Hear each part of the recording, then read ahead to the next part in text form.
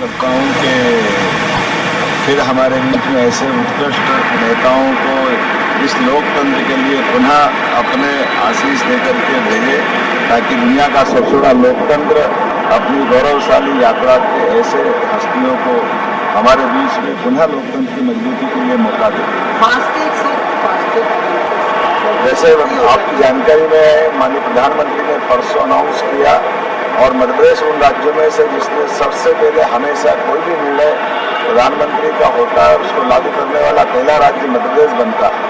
कल हमने अपने प्रकार के समसामयिक ऐसे द्रुत गति से चलने वाले मुकदमों के निवारण की दृष्टि से, उनके क्रियान्वयन की दृष्टि से 4 फास्ट ट्रैक कोर्ट की घोषणा की है, जिसमें ऐसे तमाम प्रकार के अपराधी जो किसी भी प्रकार की कोई परीक्षा या परीक्षा से जुड़े हुए किसी भी घटनाक्रम में जिन पर मुकदमे बनते हैं, तो 3 महीने से कम समय में फास्ट ट्रैक में उनका निराकरण होगा।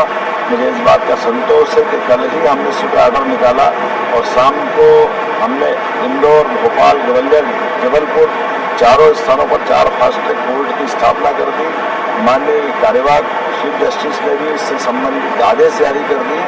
ये हमारे माननीय प्रधानमंत्री जी की भावना भी है और हम सब सदैव अपने विद्यार्थियों के साथ हैं।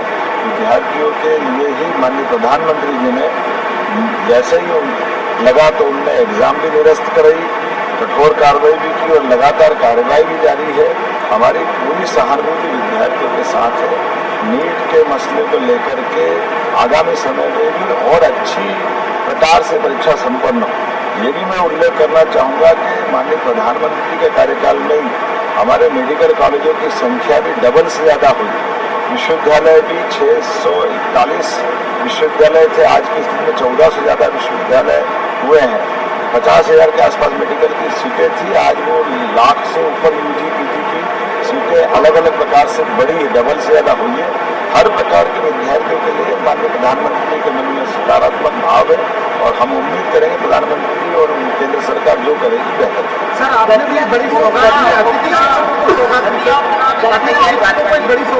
हमारा प्रयास है, हम सभी प्रकार के शिक्षा से जुड़े हुए मसलों को संवेदनशील तरीके से लेते हैं, चाहे शिक्षक वर्ग का हो चाहे विद्यार्थी वर्ग का हो। उल्लेखनीय है कि शिक्षा नीति लागू करने वाला राज्य मध्य प्रदेश है। 3 सरकारी विश्वविद्यालय खोलने के लिए भी मध्य प्रदेश ने अपने 2.5 साल के कार्यकाल में मौका दिया है। जितने मेडिकल कॉलेज कांग्रेस के शासनकाल में 55 साल में खुले, उतने मेडिकल कॉलेज तो हमने अपने 2.5 साल के समय में खोल दिए हैं।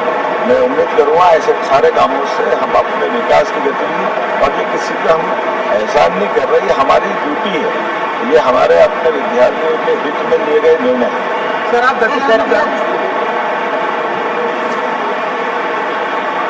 आज मध्य प्रदेश विधानसभा में हमारे राज्य के पूर्व मुख्यमंत्री श्री गोविंद नारायण सिंह जी को स्मरण करने के लिए यहाँ एकत्रित हुए हैं। मुझे कहते हुए प्रसन्नता है कि इस विधानसभा में ये परंपरा प्रारंभ हुई। इसके कारण से हम अपने पूर्वजों को याद कर पा रहे हैं, उनके बारे में जान पा रहे हैं।